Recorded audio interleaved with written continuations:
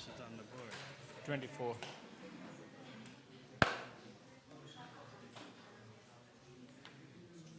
you like a little lamp, Maharaj? Would I like what? A little lamp? No, I'm okay, thank you.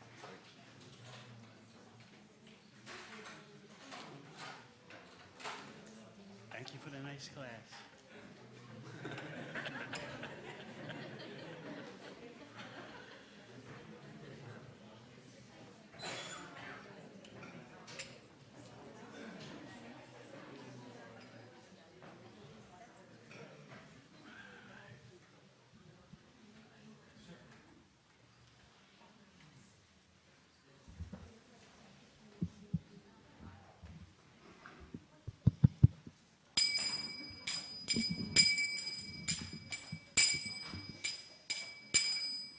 Jaya Radha Madhava Kunja Bihari.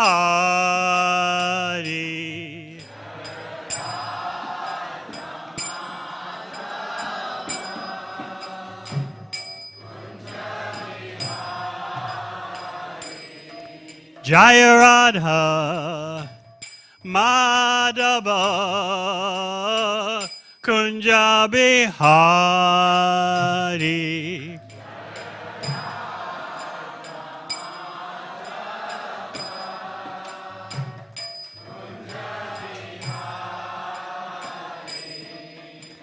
Gopi Jana Ballabha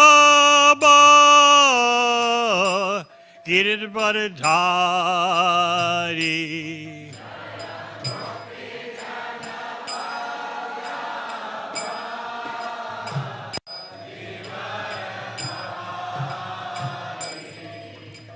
Gopi Jana Ballabha Giridvaradhari.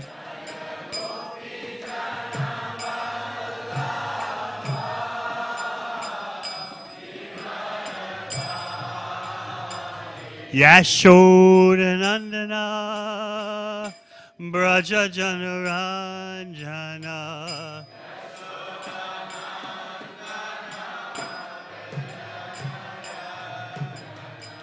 Yamuna Tira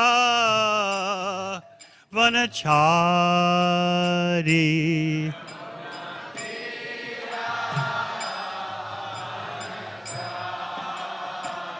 Yamuna Tira Vanachari.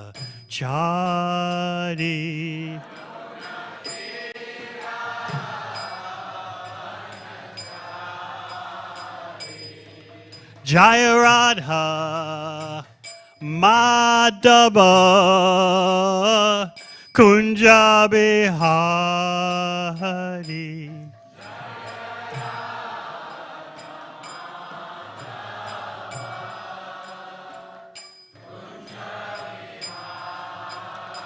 Jai Gopi Jana Ballabha Giridvaradhari.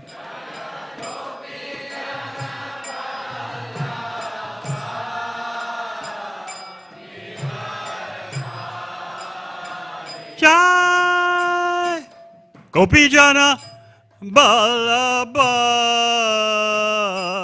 Giridvaradhari.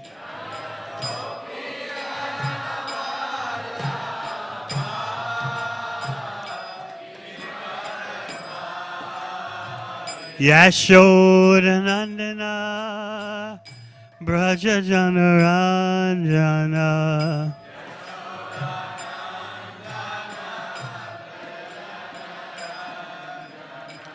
Yamuna Tira Vanachari.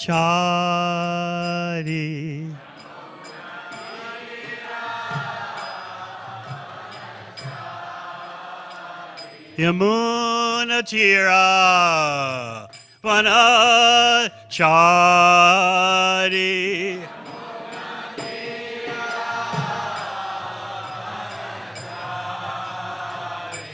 Jaya Radha Madhava Kunja Bihari.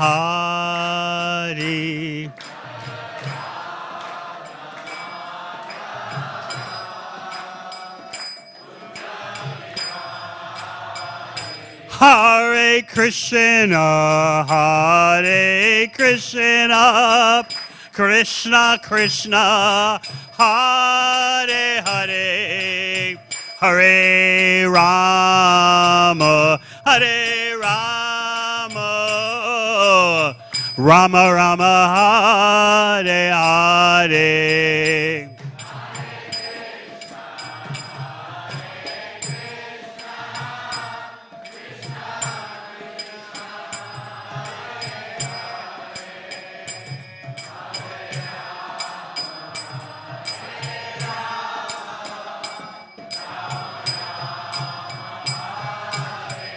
Hare Krishna, Hare Krishna, Krishna Krishna, Hare Hare, Hare Rama, Hare Rama, Rama Rama, Hare Hare.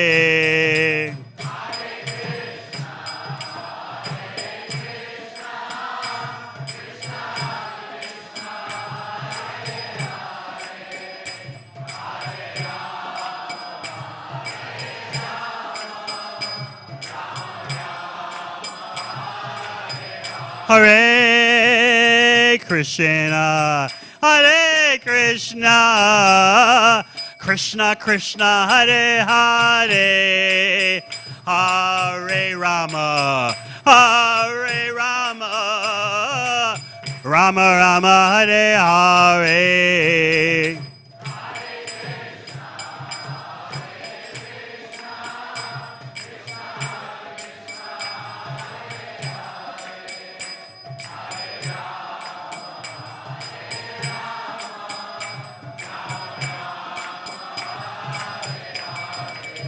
Hare Krishna, Hare Krishna, Krishna Krishna, Hare Hare, Hare Rama, Hare Rama, Rama Rama, Hare Hare.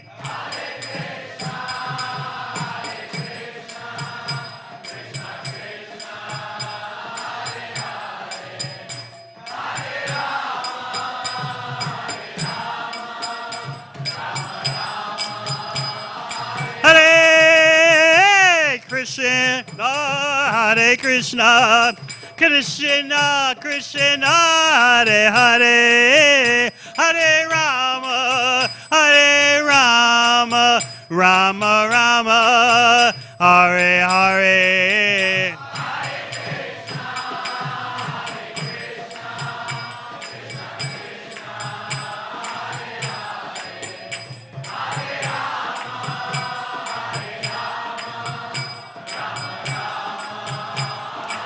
Hare Krishna, Hare Krishna, Krishna Krishna, Hare Hare, Hare Rama, Hare Rama, Rama Rama, Hare Hare.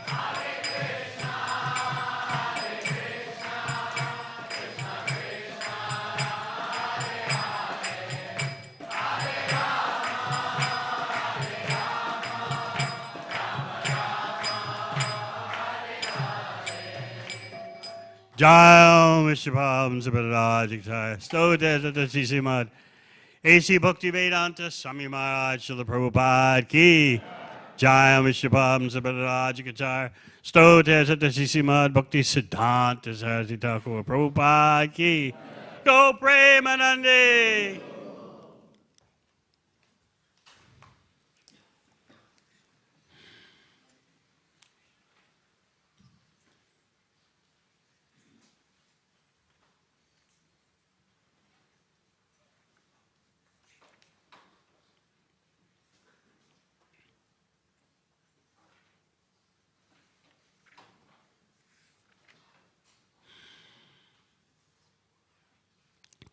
Om Namo Bhagavate Vasudevaya.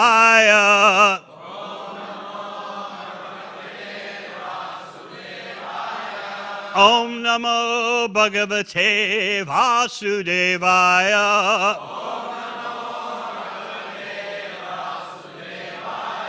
Om Namo Bhagavate Vasudevaya.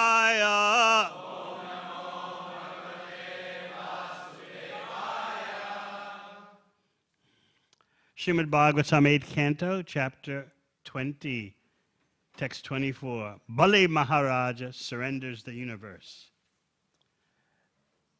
There are many, many verses without purports. Mr. President, what do you usually do? A lot of verses.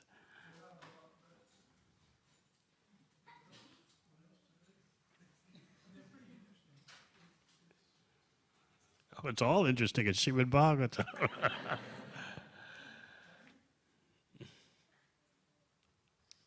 Sanjam vibhor vasasi guya aikshat. Prajapatin jagane atma mukyan.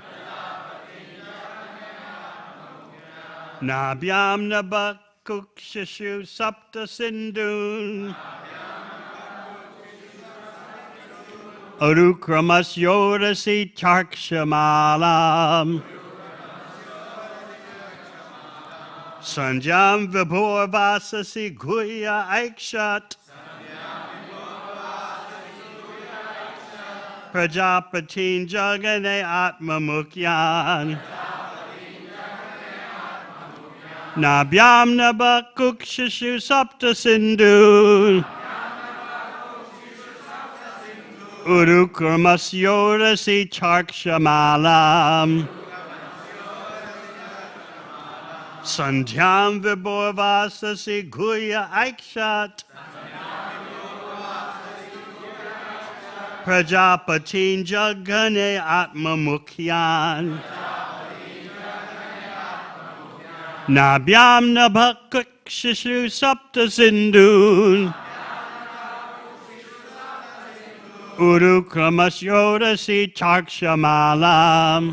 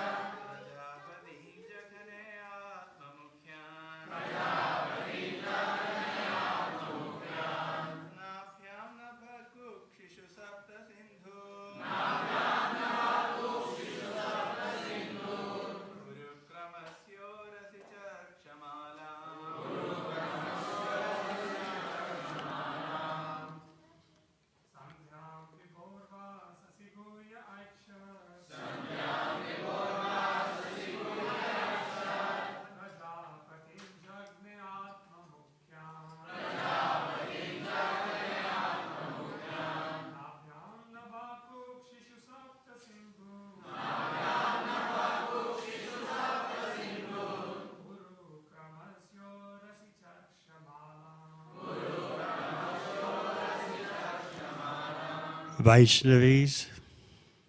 Sandhyam vibhorva sasiguya ekshas.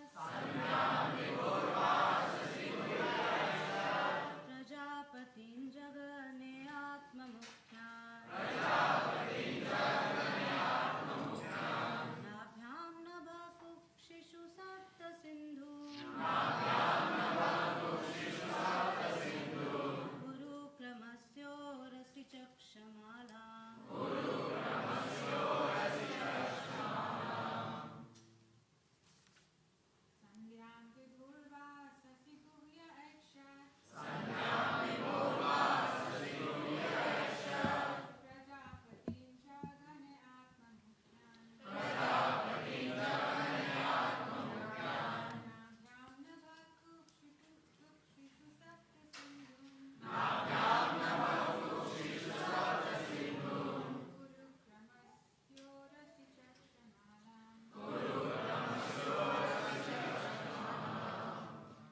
Sanjam, the evening twilight. Vibho, of the Supreme. Vasasi, in the garment. Guye, on the private parts. Aikshat, he saw. Prajapatin, the various Prajapatis who had given birth to all living entities. Jaghane, on the hips. Atma Mukya, the confidential ministers of Bali Maharaja. Nabhyam, on the navel. Nabha, the whole sky. Kukshishu, on the waist. Sapta, 7. Sindhun, oceans. Urukramasya, of the Supreme Personality of Godhead, who was acting wonderfully. Urasi, on the bosom. Cha, also. Rikshamalam, the clusters of stars. Translation. Bali Maharaj saw beneath the garments of the Lord, who acts wonderfully, the evening twilight. In the Lord's private parts, he saw the Prajapatis, and in the round portion of the waist, he saw himself with his confidential associates. In the Lord's navel, he saw the sky. On the Lord's waist, he saw the 7 oceans. And on the Lord's bosom, he saw all the clusters of stars. My dear king, on the heart of Lord Murari, he saw religion. On the chest, both pleasing words and truthfulness. In the mind, the moon. On the bosom, the goddess of fortune, with a lotus flower in her hand. On the neck, all the Vedas and all sound vibrations. On the arms, all the demigods headed by King Indra. In both ears, all the directions. On the head, the upper planetary systems. On the hair, the clouds. In the nostrils, the wind. On the eyes, the sun. And in the mouth, fire. From his words came all the Vedic mantras. On his tongue was a demigod of water, Vamanadeva. On his eyebrows were the regulative principles, and on his eyelids were day and night. When his eyes were open, it was daytime, and when they were closed, it was night. On his forehead was anger, and on his lips was greed. O king, in his touch were lusty desires, in his semen were all the waters. On his back was irreligion, and in his wonderful activities or steps was the fire of sacrifice. On his shadow was death, in his smile was the illusory energy, and on the hairs of his body were all the drugs and herbs. In his veins were all the rivers, on the nails were all the stones. In his intelligence were Lord Brahma, the demigods, and the great saintly persons, and throughout his entire body and senses were all living entities, moving and stationary. Bali Maharaj thus saw everything in the gigantic body of the Lord. O king, when all the demons, the followers of Maharaj Bali, saw the universal form of the Supreme Personality of Godhead, who held everything within his body, when they saw in the Lord's hand his disc, known as Sudarshan Chakra, which generates intolerable heat, and when they heard the tumultuous sound of his bow, all these caused lamentation within their hearts. The Lord's conch shell named Panchajanya, which made sounds like that of a cloud. The very forceful club named Kumadiki, the sword named Vijadhara, with a shield decorated with hundreds of moon-like spots, and also Akshayasayaka, the best of quivers. All of these appeared together to offer prayers to the Lord. These associates, headed by Sunanda and other chief associates, and accompanied by all the predominating deities of the various planets, offered prayers to the Lord, who wore a brilliant helmet, bracelet, and glittering earrings that resembled fish.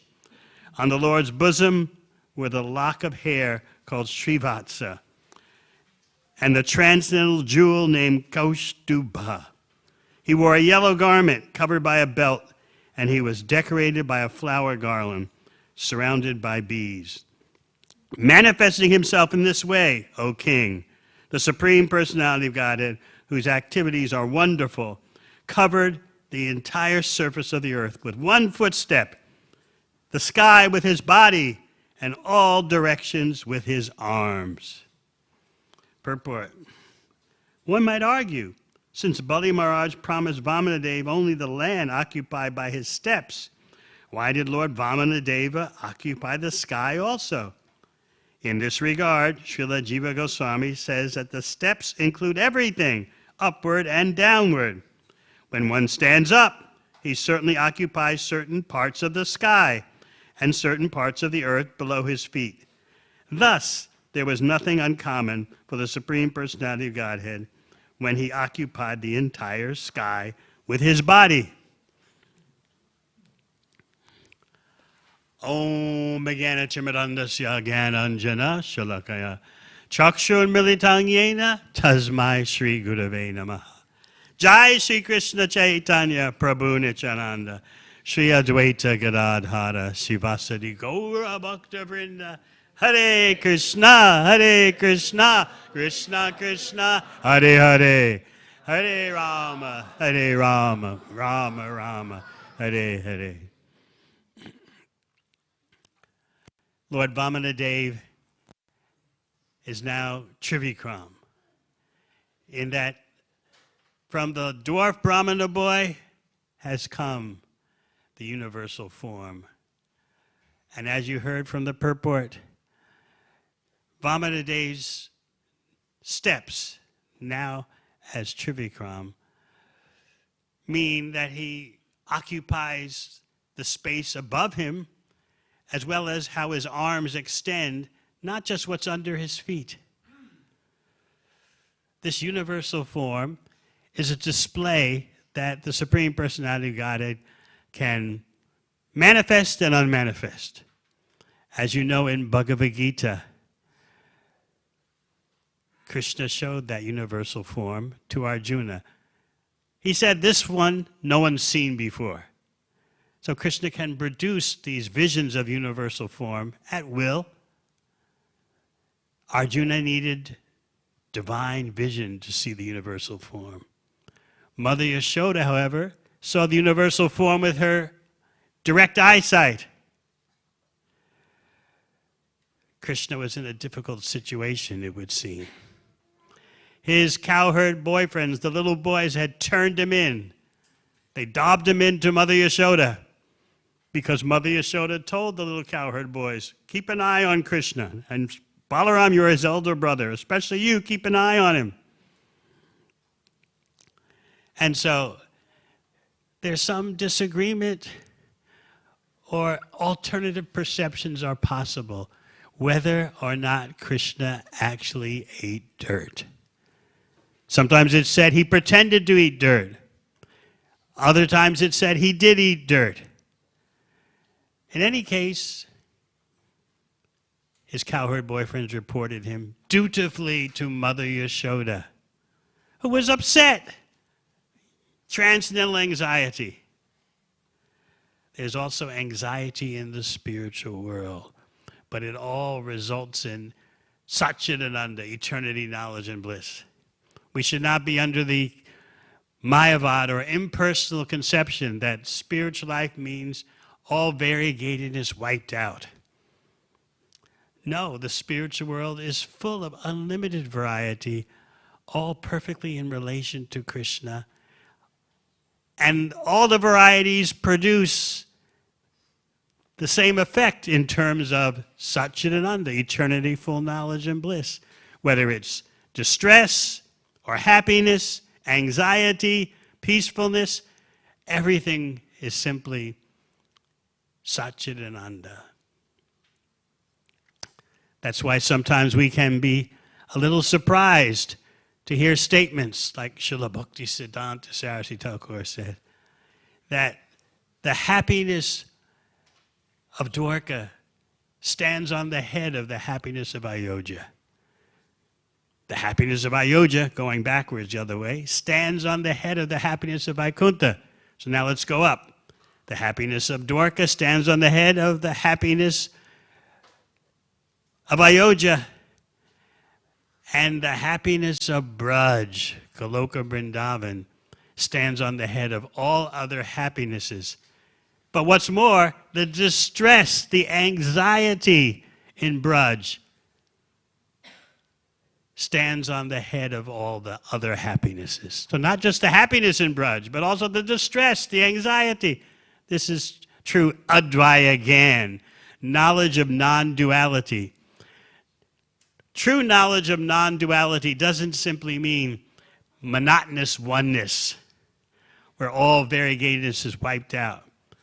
True Advaya Gyan means in the spiritual world there are unlimited varieties, but they all result in pleasure for Krishna and his devotees. So Mother Yashoda was upset. What's wrong with the sweets in my home? Now my boy, he's always doing mischief. He's eating dirt. And what was Krishna's response? These boys are lying. They're angry at me.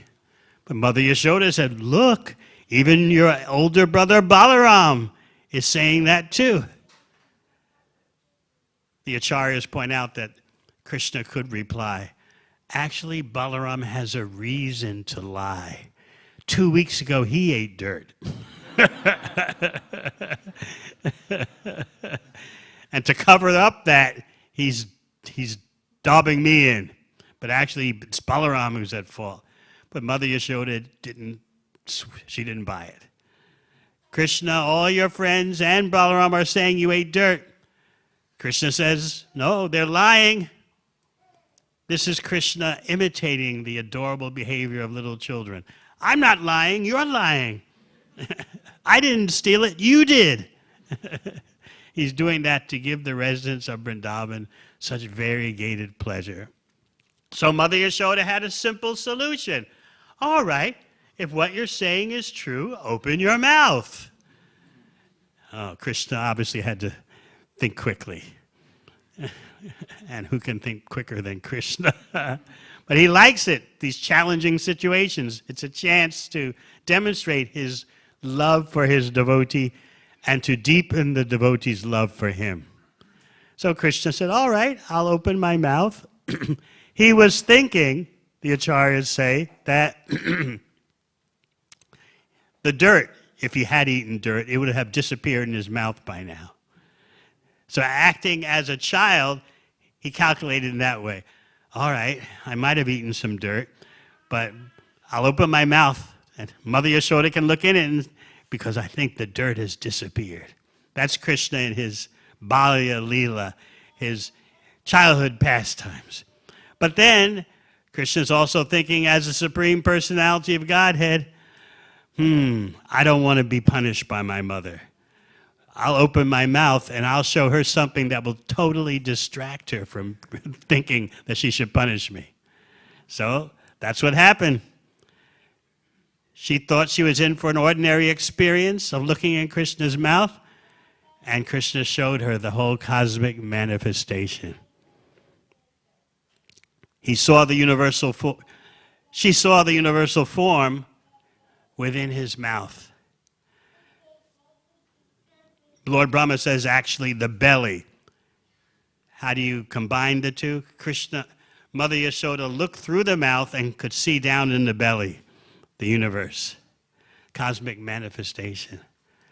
So you can just understand her shock, her bewilderment. What's happening with my child? But Krishna was very careful to show his opulence in such a way that it wouldn't disturb her pure Vatsalya Prem, her pure parental love. This is the sweetness of Braj pastimes. Sometimes Krishna's Aishvarya, his opulence, wants to do service, wants to show itself, and comes to the fore. But it does it in such a way that it's within the scope of childhood attractiveness. Just like when Krishna kills Putana. He does it in a way that invokes childhood sweetness. He sucked her breast, yes, but he also sucked out her life. When he was riding on Trinavarta, he went so high in the sky to show the ladies in the heavenly planets his beauty. He didn't have to be picked up and carried into the sky by Trinavarta, but he wanted to enjoy riding.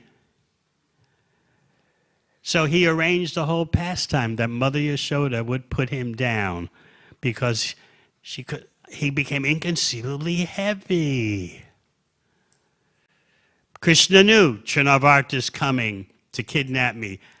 I want to take advantage of his kidnapping to ride on him in the sky, but I don't want my mother disturbed by her seeing right before her eyes me carried away, my being stolen by Trinavarta. So he became heavier than heavier than heavier. And Mother Yashoda, this is all arranged by Yoga Maya. Mother Yashoda put him down on the ground and was bewildered. She couldn't put him on the bed because she's thinking, he'll break the bed, he's so heavy.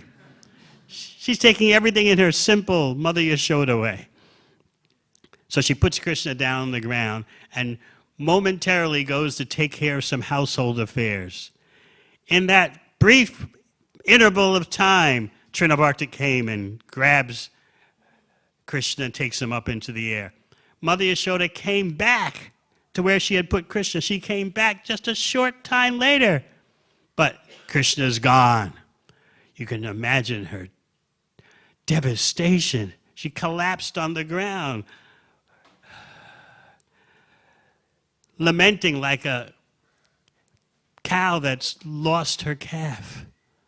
Meanwhile, Krishna is having fun riding in the sky. So he's doing his affairs in Vrindavan in such a way that the sweetness is always preserved, even when his Aishvarya, his opulence, roars to the fore.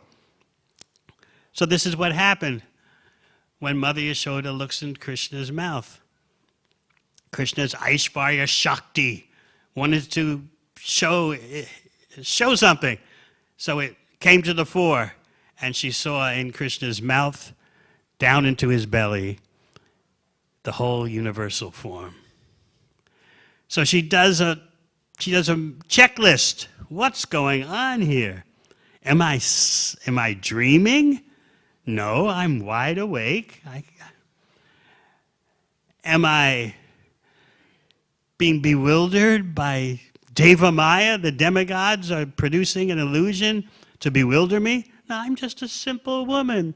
Why would the demigods want to bewilder me and with some kind of mystic production? That can't be. Maybe I'm mentally deranged. No, I think I'm in pretty good health.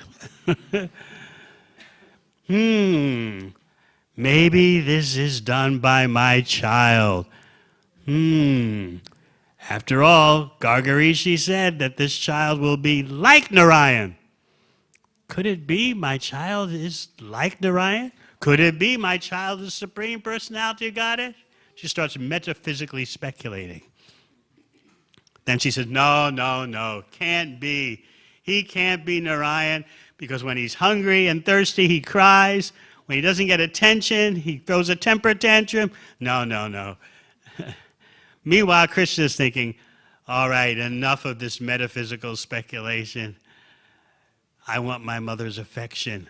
If she's thinking I'm the Supreme Personality of Godhead, if she's thinking too much about this display of the universal form, who's going to feed me when I'm hungry? I want to be pampered. So he took that vision away. So Krishna can display the universal form at will, and he can make it disappear at will. Otherwise, do you think every time Mother Yashoda goes to feed Krishna, having him on her lap and she opens his mouth and gives him her breast to suck, just every time she sees the universal form? When she opens Krishna's mouth? No. Krishna produces these things this vision of the universal form as he likes, and he withdraws it as he likes. It's a vision, as described in detail in the second canto of Bhagavatam. So now, Vamanadeva, the little dwarf Brahmana boy, has become Trivikram. He's covered everything with one step, and then the second step, he's past the heavenly planets, and with his toes, he's punctured the coverings of the universe, and so the causal ocean is flowing through that hole as the Ganga. Where's his third step going to go? And this is exactly what Shukracharya predicted. Bali, don't do it. So it's very important for us to go over the reasons, the 9 reasons Shukracharya gives for Bali Maharaj, don't give the Brahmana boy what he wants. Because in those reasons, you'll find so much of our own hesitancy to give to Krishna. Shukracharya, in so many words, is saying, economic development comes first. True religiosity, true dharma, is that which does not disturb your economics, your finances. Because with your finances, you can do charity, sacrifice, austerity. But without finances, you're nothing. So best you don't do what this so-called Brahmana boy says. First reason is, what's his identity? This is actually Vishnu. Secondly, what's his purpose? What's his function? His purpose is to please the devatas, your enemies.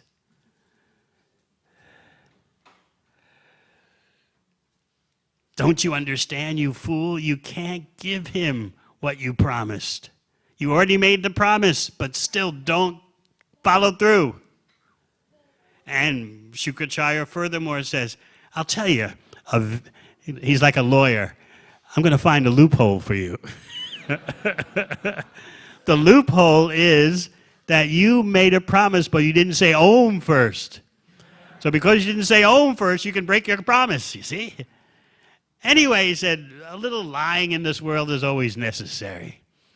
And he gives us reasons that you can withdraw your promise or you can speak untruth to protect your livelihood, to preserve cow protection, to preserve brahmanas, in flattering a woman, in marriage. It's all right to say exaggerations and falsities. All these situations are okay. But whatever you do, don't fulfill your promise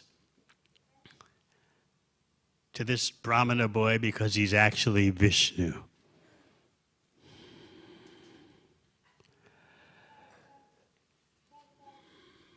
This is a very momentous occasion, and that's why Bali Maharaj was silent for some time and was deliberating.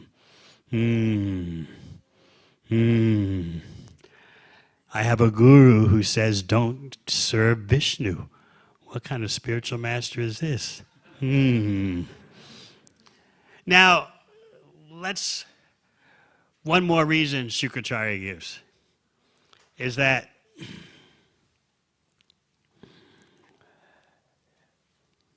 you can speak lies. You can say that you have no money, even though you do have money. And in that way, you attract the compassion of others. I'm so poverty-stricken, I have no money to give in charity. Others will then give you money. So it's all right to protect your wealth. And Shukracharya is thinking about his own financial bottom line.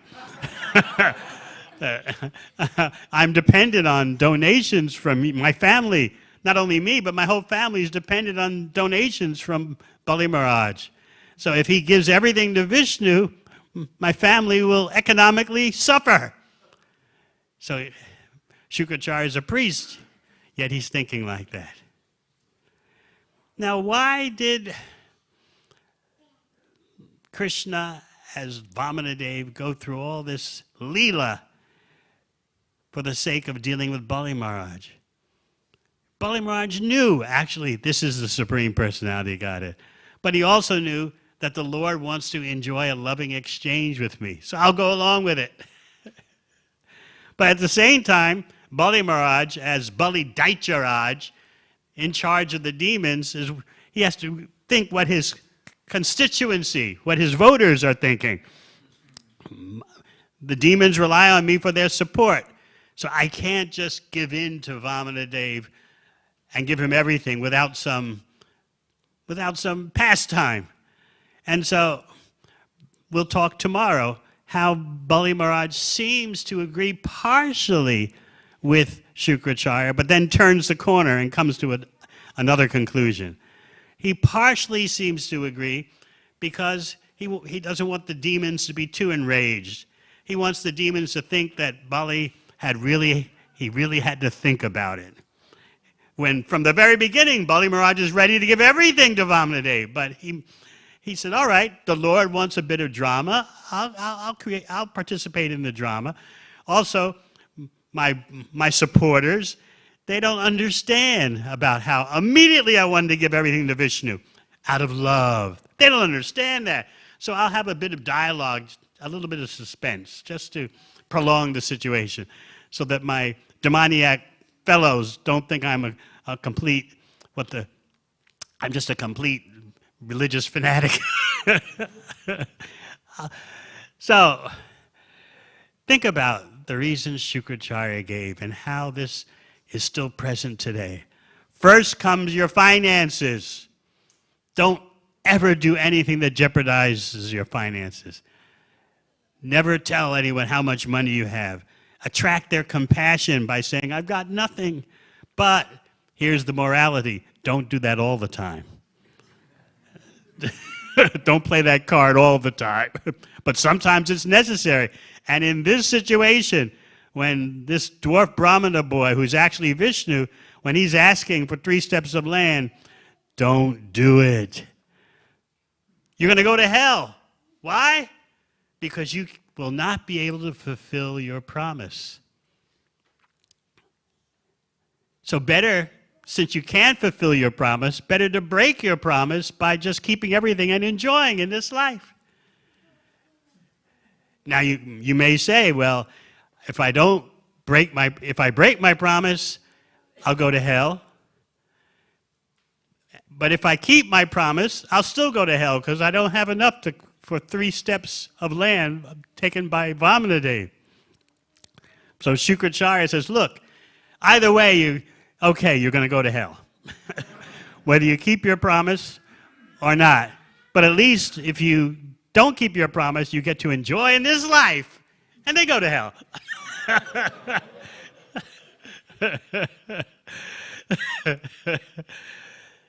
So I hope you don't have advisors like that. But let us understand, let's exhume, let's dig out from underneath our life the underlying financial principles. First, money, investment properties, then a little bit on the side for Vishnu. This is not Bali Maharaj's principle, as he's going to demonstrate. But this principle of a little bit for Vishnu and so much for me, never enough for me, this is such a bedrock principle of those who are a little bit theistic, a little bit of dharma they have in their life. Don't overdo it. I often point out, have you seen the verse in Bhagavad Gita where Krishna warns about too much Krishna? Has anyone ever seen that verse? But in our mind, it's there. Give a little bit to Krishna, a little bit of service, a little bit of Lakshmi. But the main thing is preserve your own ever-increasing material needs. What Vamanadeva has explained to Bali, because Bali actually up front criticized Vamanadeva, like, You just want 3 steps of land? What kind of Brahmana boy are you? You don't know how to ask for donations. I can give you gold, I can give you villages, I can give you wives. What? And you're just asking for 3 steps of land? You don't know what you're doing. But Vamanadeva replied, if I'm not satisfied with 3 steps of land, I won't be satisfied if I possess the whole universe. Hey, you're about to lose it. If I take more than what I need, my desires will simply increase. I'll never have satisfaction. Sometimes at our special weekend events with the young men and ladies of the Bhaktivedanta community and wider, I explain statistics, behavioral economics. With IT and statistics, you can calculate everything these days. So behavioral economists, Nobel Prize winners have calculated that demonstrating the Vamanadeva principle of if I'm not satisfied with 3 steps, I won't be satisfied with the whole universe. They have calculated that this is US dollars, for every increase in your income of $1, your expectations go up $1.40. It's a treadmill. It's called the hedonic treadmill. Whatever you get, you want more. You think, if I just get this, I'll be satisfied. No, you don't understand the pool of the material energy that we're drowning in. That pool of material energy is all about discontent. You'll never find peace in fulfilling material desires because you're drowning in a pool of discontentment. So you get more, your expectations increase, especially in the association of others. And that's what it's all about. You want profile, you want prestige, you want respect. I have this much wealth, these property investments, this is my salary, this is my position. So again, the behavioral economists have shown that, let's say you were making, you can make it, what's a middle class salary in Australia? Average, who knows? 60,000. You're making 60,000. Let's say you now get a raise to 100,000. You're so happy. Oh, my purchasing power has increased so much.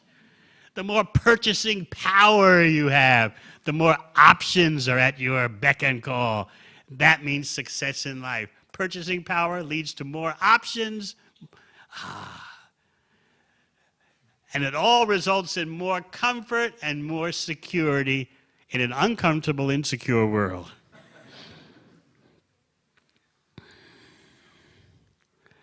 So you've gone up from 60,000 to 100,000. You feel so happy for how long? Until you talk to your neighbor or your fellow devotee who's making 150,000. In other words, your happiness, your so-called happiness, is relative to whom you're associating with. So when you're associating with those who are making less than you, you feel, But then as soon as you associate with those who are making more than you, your so-called happiness is reduced. So this is how fragile and illusory is material happiness. So Vamanadeva is pointing this out to Bali Maharaj. If I can't be satisfied with just a little bit, I'm not going to be satisfied with more because of the principle of dissatisfaction, discontentment.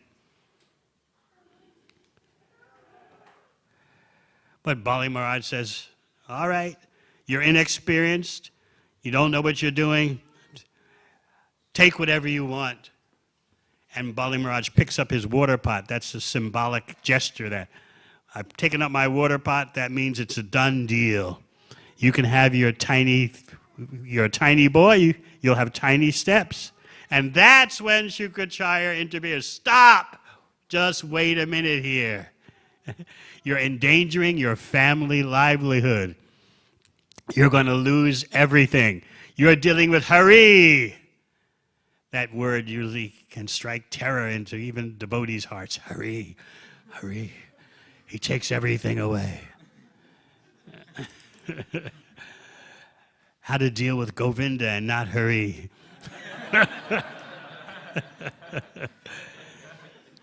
He takes away impediments to pure bhakti, but I need those impediments. Even though they're all temporary in their existence, I need them. Often people ask, our devotees ask, why can't we have the material impediments and bhakti at the same time? But we forget what is life's greatest necessity. Prema pumarto mahan. The fifth need beyond dharma, artha, kama, moksha is love of Krishna. We have to remember what is the ultimate goal of life. Piety is not the ultimate. And Bali Maharaj is demonstrating this. He's responding out of love.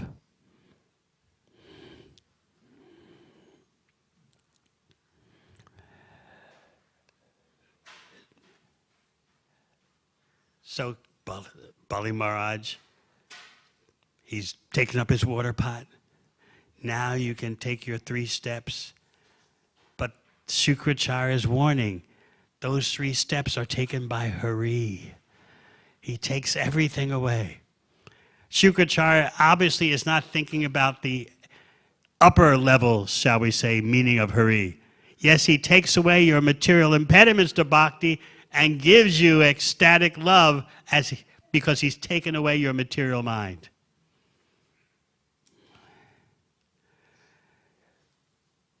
Bali Maharaj knows that. Yes, he wants, let him take. My love for him will increase. So Shukracharya gave so many reasons why you can't do this. Economic profit comes first. So we have to look at our own life. Are we following the Shukracharya principle? What does it mean to be truly satisfied? It means accept the material facilities, happiness and distress that comes your way. Don't make a special endeavor for material happiness. Does that mean you just stay in a poverty-stricken situation? No, while trying in a non-extreme way, non-over-endeavor way, you try to fix your economic situation, while at the same time understanding your main pursuit in life is your spiritual development.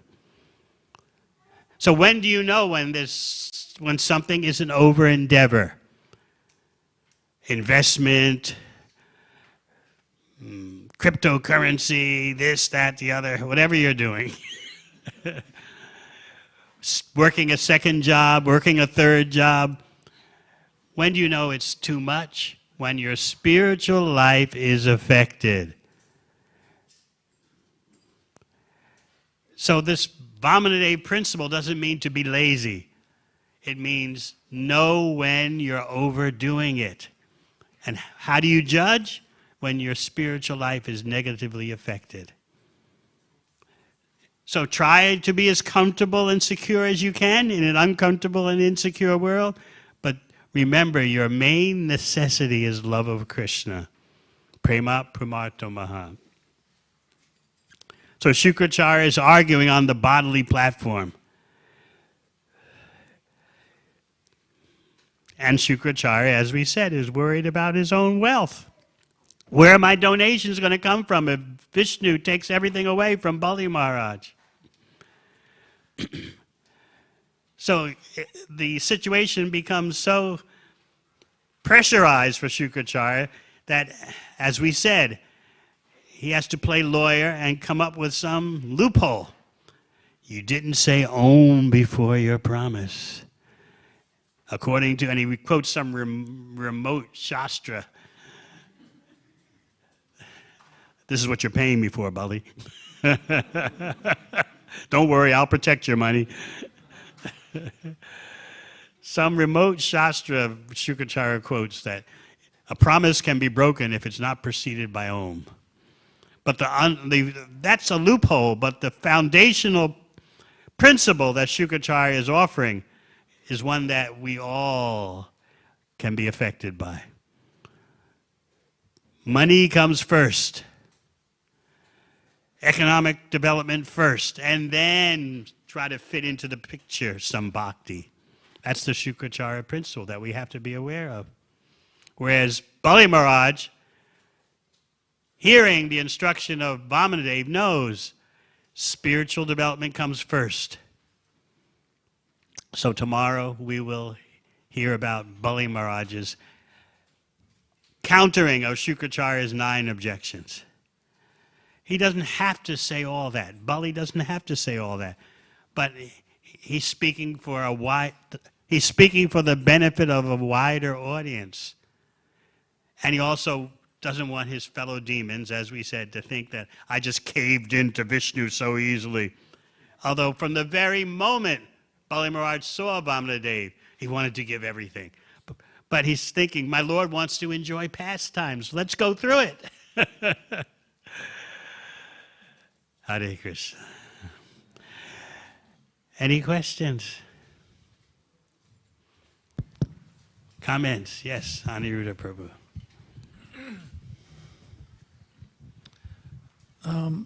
Thanks, Maharaj. I've got a few questions. First one is, we see the universal form manifest quite a few times before the Bhagavad Gita is spoken. And yet Krishna says this form has never been seen before. And so my kind of thinking about that is, like, sometimes we can show our personality, we show different aspects of our personality, in different circumstances. And so even though it's the same universal form, it's a different presentation of it, and so therefore it's a form that's never been seen before. What's your thoughts on that? What Krishna says, no one's seen this particular one before. The Acharyas also comment on that. It means that particular, as you said, universal form has not been seen by anyone before.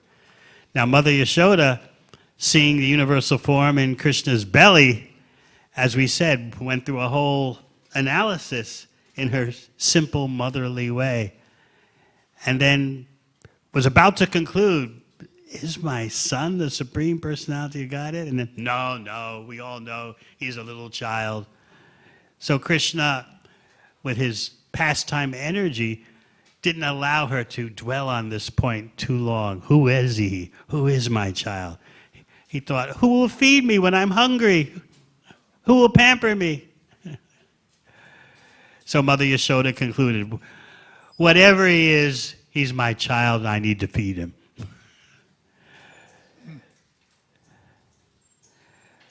So as we explained, it's not that every time Mother Yashoda goes to feed little Krishna, she sees the universal form in his mouth and belly.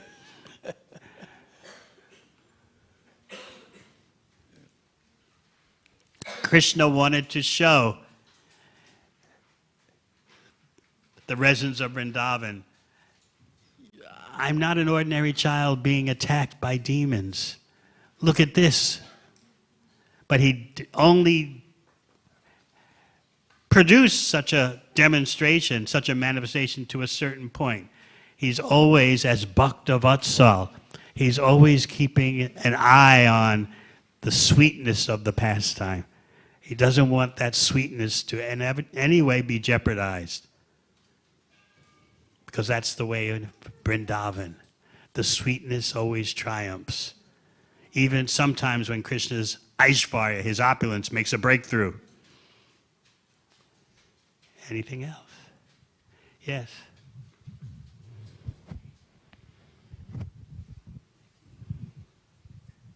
Thank you, Maharaj. Hare Krishna. So my question is, Maharaj, about Shukracharya's survival instincts that kicked in because of his financial insecurities. and that led him to mislead his dependent. So how do we ensure that we depend on Sri Krishna for our well-being, and when in such life predicaments where our personal sense of security is challenged and triggers us to act in a spiritually dishonest way?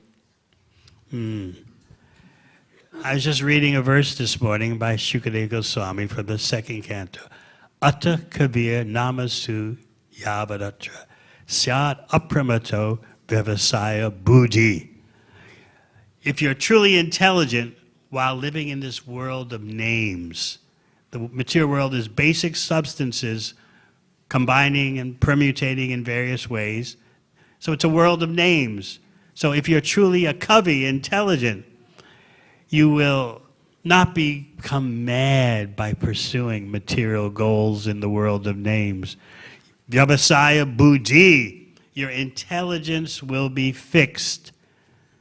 So Srila Prabhupada explains in the purport that Vyavasaya buddhi, intelligence fixed on living simply, means that even sometimes there's a challenge to your simple living, still with your intelligence you remain fixed on the principle. In other words, in this world of discomfort and insecurity, sometimes there'll be challenges, even to those who want to live simply. But Vyavasaya buddhi, your intelligence remains fixed on the principle, on the Vamanadeva principle. You don't become bewildered like, if I just get that, then I'll be satisfied. To strengthen that intelligence, Vyavasaya buddhi, that is why regular hearing of Śrīmad Bhāgavatam is so important. And you'll be affected by whom you associate with. So you get to decide how you want to aim your life. And that decision is influenced by whom you're associating with and how weak or strong your intelligence is. So Shukadeva Goswami says, don't become apramata, don't become maddened in the world of names. Yes. Gurudev, you mentioned about the satisfaction principle. So we try to be satisfied with what we have, but at the same time, when we're trying to expand our services, we understand that our body and mind are limited in many ways. And so is it okay to pray to Krishna for better abilities to be able to expand our services? Praying to Krishna for the strength, intelligence, and even the desire to expand your service. That's what you're doing when you're chanting Hare Krishna. Please engage me in your service. And certainly, besides chanting Hare Krishna with that kind of dedication, you can also pray to Sri Sri Radha Vallabha. How can I have more? If it's your desire, let me have more energy for serving you. The gopis, they worship Katyayani, demigoddess, but worshiping her to obtain Krishna. Katyayani, Maya.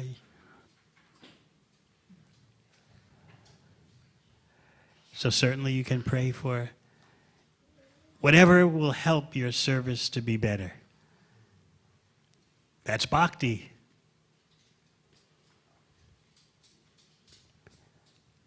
You can aspire for more energy, physical energy to serve Krishna, but then don't become disturbed if sometimes exhaustion comes, sometimes illness comes. But the desire to serve Krishna more is always glorious. Just like Prabhupada taught us upon his disappearance. My dear Lord Krishna, if you so desire, please cure Srila Prabhupada. Because actually pure bhakti is unconditional. It's not dependent on any material factors. So if you say, oh Krishna, in order to do more service, I have to have more physical energy, that's actually not pure bhakti.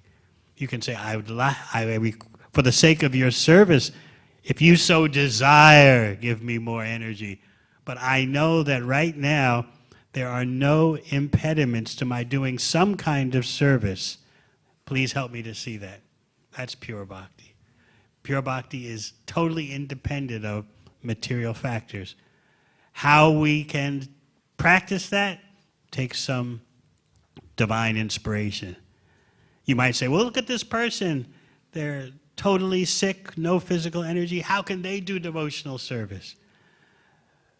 Somehow or other, there's some service that can be done, which Krishna will accept.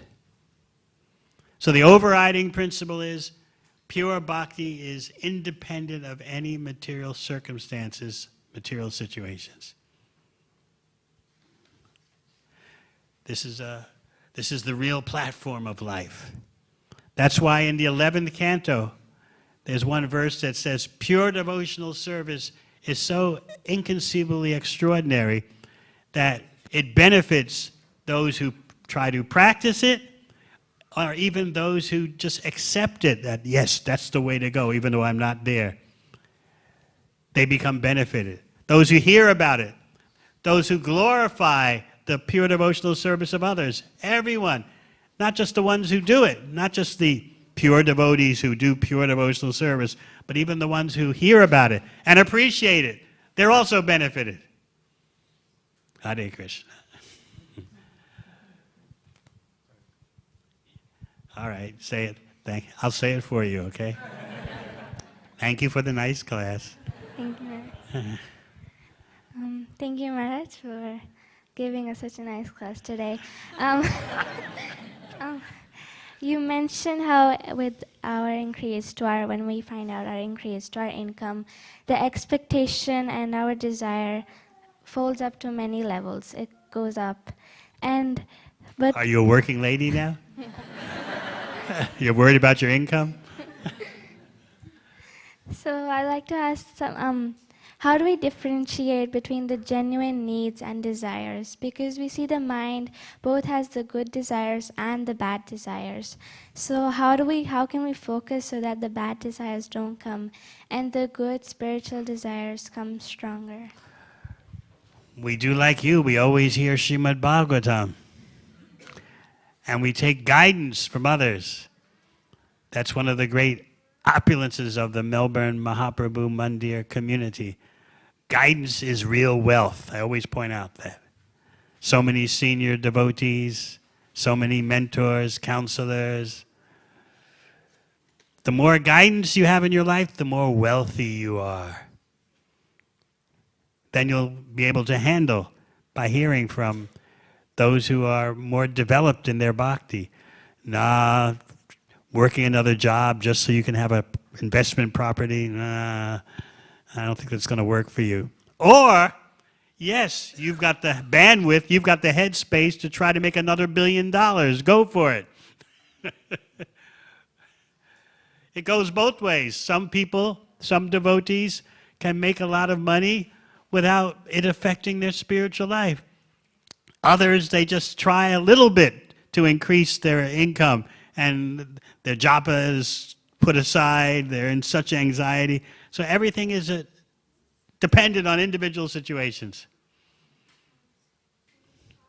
So this is what the Vamanadeva principle is all about.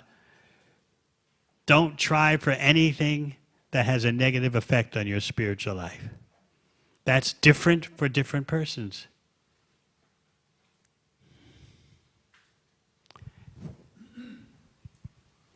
You're about to say something, or just clearing your voice? Yeah.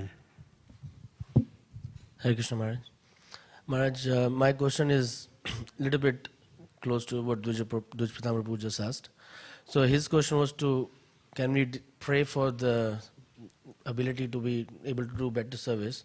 But my question is, how we not get satisfied in our spiritual life? Because a lot of time, like, how we what? What's that? we do not come on a satisfaction level as if like I start thinking that I think I'm doing enough. I'm satisfied with what I'm doing in my Krishna consciousness. How can I not get affected by that? We're being trained to act for Krishna's satisfaction.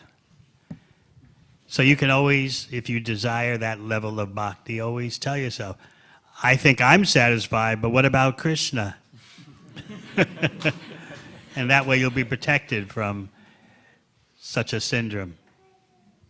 And of course, as Chaitanya Charitamrita explains, Guru Krishna Prasade Pai Bhakti Lata Bij. Teamwork, spiritual master and Krishna.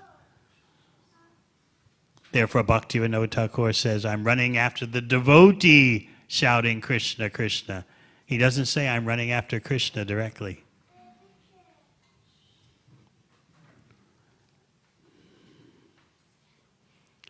So our goal is to satisfy Krishna.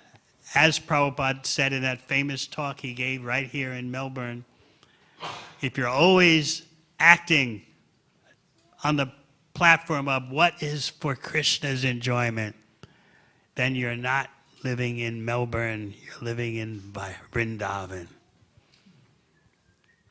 If you're always thinking, how can I act in the best way for Krishna's pleasure? This is the Vrindavan everywhere principle. Vrindavan anywhere principle. It's not a physical location. The residents of Vrindavan are always thinking of Krishna's comfort. Even when they're in so-called distress, they're thinking about Krishna. Oh no, Krishna save us because we're meant to give you pleasure. If we're in danger, how are we going to give you pleasure? So even when they seem to be asking, crying out, forest fire is coming or some demons attacking, Krishna save us, they think, save our service to you. You need us to be happy. If we're dead, how are you going to be happy? So for your pleasure, save us. You got it? Thank you, Maharaj.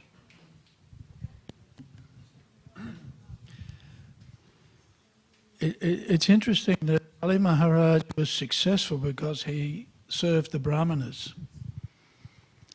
and conquered the whole universe, practically speaking, because of that. And then he surrendered to the ultimate Brahmana and then lost everything.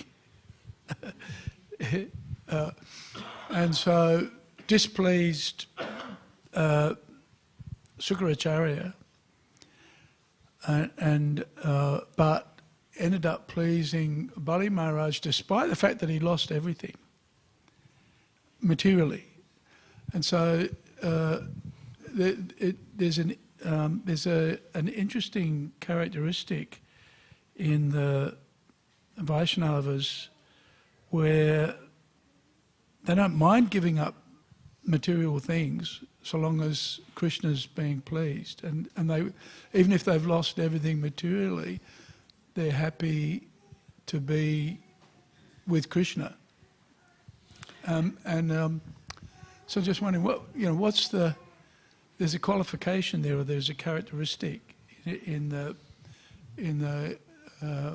character of a devotee that helps them put aside that attachment for material things, and even they know, because Bali Maharaj knew he was going to lose everything. He knew it. His guru had told him it was going to happen, and even he knew that's what was going to happen, yet he was prepared to give everything and was happy to do that. So how do we cultivate that quality, or where does that quality come from, where even we know, if I join a Hare Krishnas, I'm finished. But I don't mind because I've got Krishna, or I've got that. There's something there that I get that's better, and so I'm happy with that. So what is that? Vamanadeva attributed it, Bali's great credits. He attributed that to Bali being the grandson of Prahlad Maharaj. And he also said, you've taken guidance from Brahmanas in the line of Bhrigu. These are very great Brahmanas. Who the demigods offended.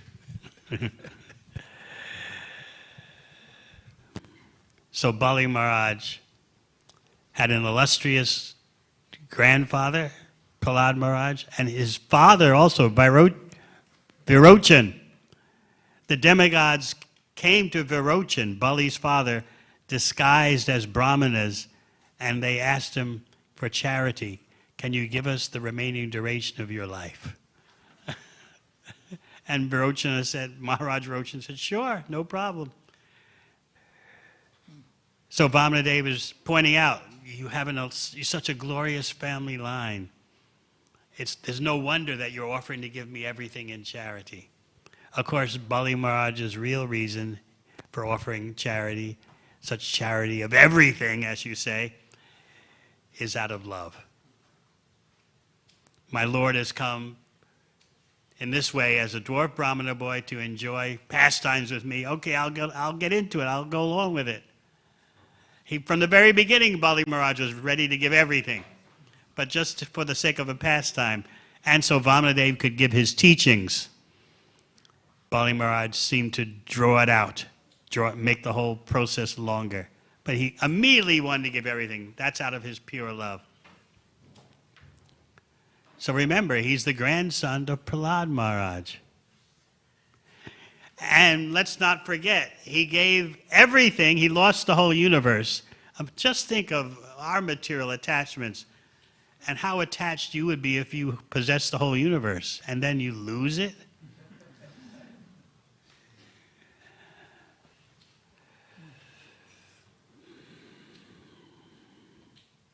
But what did Bali Maharaj spiritually get? The Supreme Personality of Godhead became his doorman on the planet Sutala.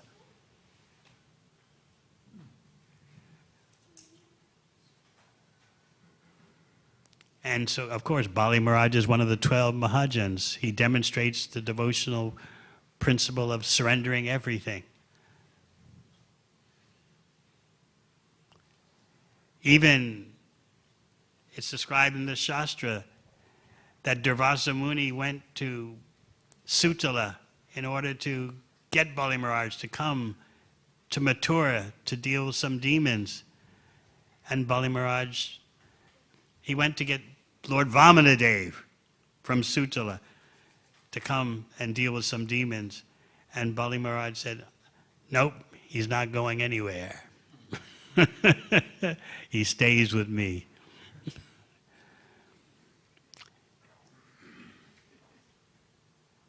Yes.